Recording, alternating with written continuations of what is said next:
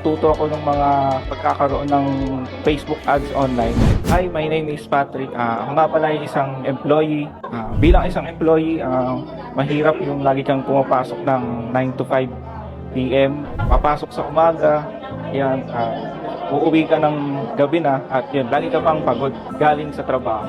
Na-discover ko si Clicknomics gawa nung nakita ko siya sa Facebook ads.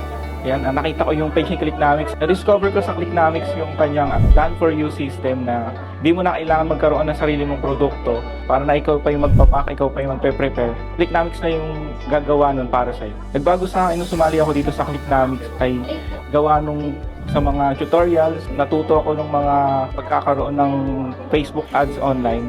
Ayan, natuto ako mag-market online.